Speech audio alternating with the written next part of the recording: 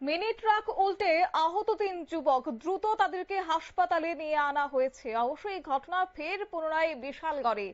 শেকেরকোট বাজারে আগরতলার বিশালগড় সড়কে মিনি ট্রাক উল্টে আহত হয়েছে 3 যুবক। আহতদের উদ্ধার করে দ্রুত নিয়ে আসা হয়েছে বিশালগড় মহকুমা হাসপাতালে। প্রত্যেক দিনের মতো আজকেও তার ব্যতিক্রম নয়। বিশালগড় থেকে উঠে আসলো এই যান দুর্ঘটনার খবর এবং শনিবার বিকেল নাগাদই এই দুর্ঘটনাটি হয়েছে। আহতদের মধ্যে রয়েছে সমীর বর্মন, রয়েছে রঞ্জিত বর্মন, রয়েছে সন্দীপ দাস। এই মুহূর্তে কি অবস্থা তাদের, দমকল কর্মীরা কি বলছেন এই প্রসঙ্গে শুনুন।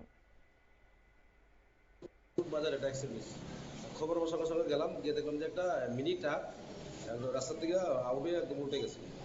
এখানে আমরা 3জন পাইছি। ইনজুড পারসন সমীর বর্মন বয়স 16, রঞ্জিত বর্মন বয়স 21 এবং সন্দীপ দাস বয়স 21। মানে মোট তিনজন। কিভাবে উল্টাইছে ওরা? এটা বলতে পারি না, আমরা তো অ্যাক্সিডেন্ট হওয়ার পরে গেছি শেখারকোট বাজারে। শেখরুট বাজারে একদম। তাদের অবস্থা কিরকম আছে? একজন একটু সিরিয়াস আর 2জন মাইনর।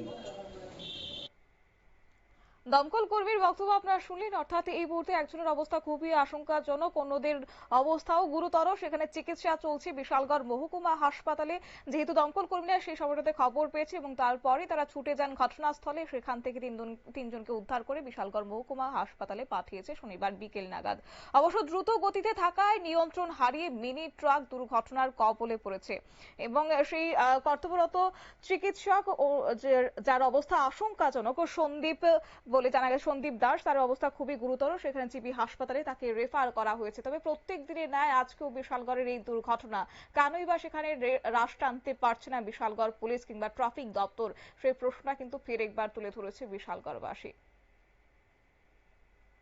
নিয়ে নিচ্ছি ছোট্ট একটি বিজ্ঞাপন বিরতির, সঙ্গে থাকুন।